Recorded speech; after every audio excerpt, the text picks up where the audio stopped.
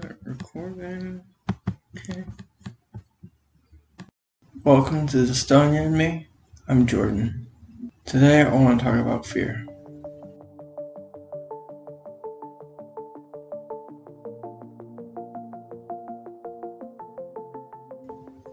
I've had a number of fears throughout my life, from having a herniated disc that left me bedridden for months, to losing those who I love dear. But never surgery, and never anything as personally serious as brain surgery. As I went through the process, especially trying to fill out my healthcare directive, I thought I had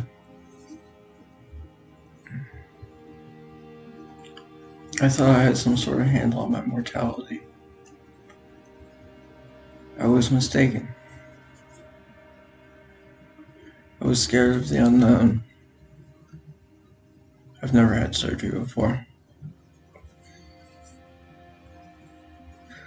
The night before my first surgery, I didn't sleep. I just laid in bed staring at the ceiling. How could I sleep? There was no going back the next day.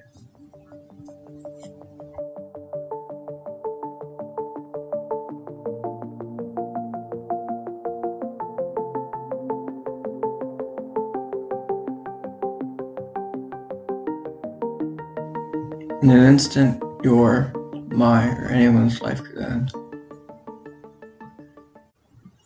I just took a huge risk of having brain surgery. That has a lot higher risk of death than most day-to-day things. But as is true with flying, the most dangerous part is the drive to the airport. The phrase, "everyone should live every second as if it is their last,"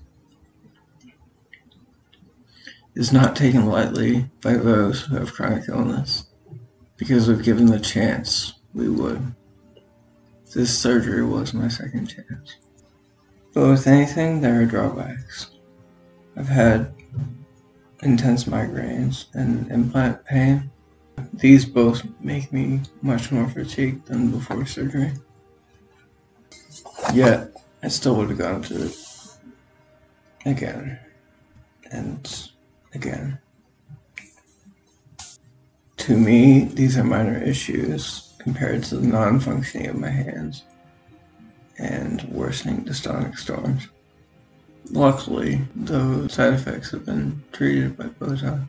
As far as what has helped me throughout most of my life is meditating, reading, exercising, and listening to music.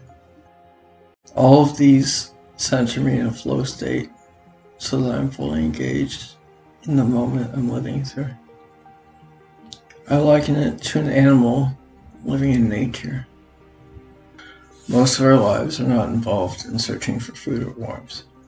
We have so much more time to imagine scenarios that might happen, instead of just existing. How can I say this to people who are living with chronic illness? When just existing is pain, wouldn't it just be better to just die?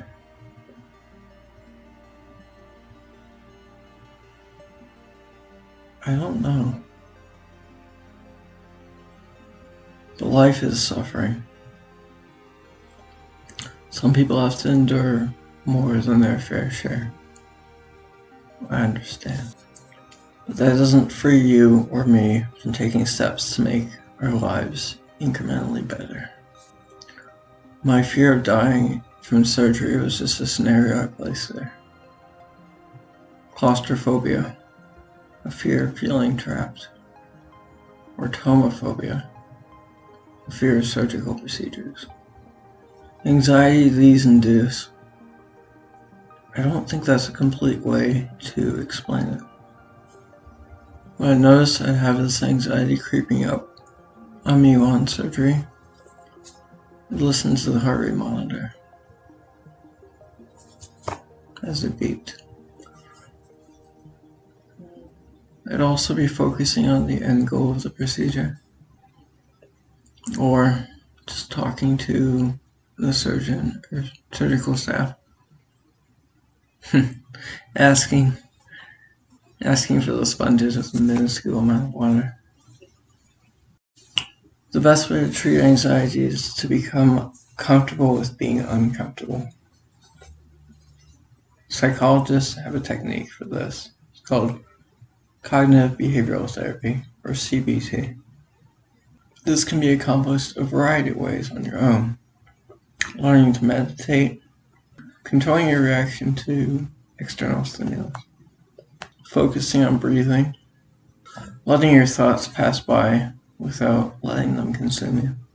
Also being keenly aware of things bigger than yourself. This allows me to reframe things in my life, to realize what's important to me. When I'm able, I like to travel to northern Minnesota, to the forests, or out west to the Rockies. I have a vivid memory of taking night sky photographs with my brother at a reservoir lake in Montana.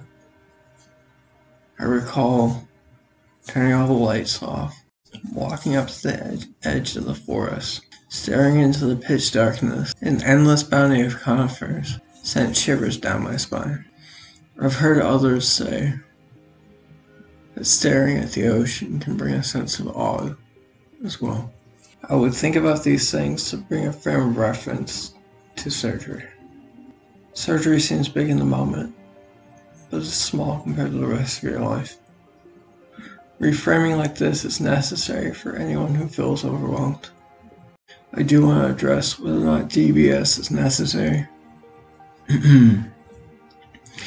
It's not for most people. Only when every treatment avenue has been exhausted should you even consider deep brain stimulation.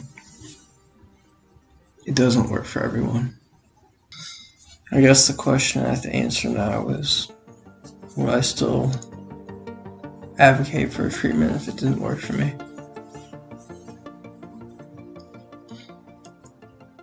Perhaps.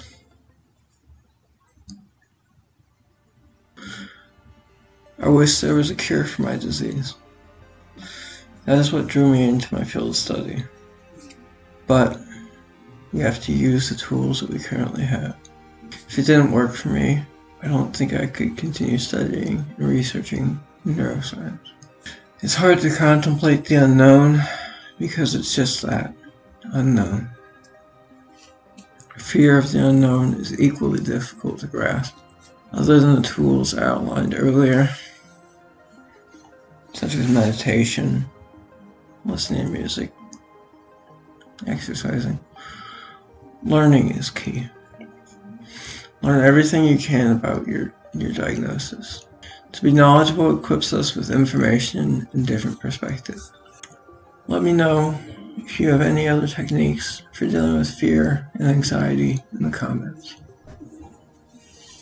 Thank you.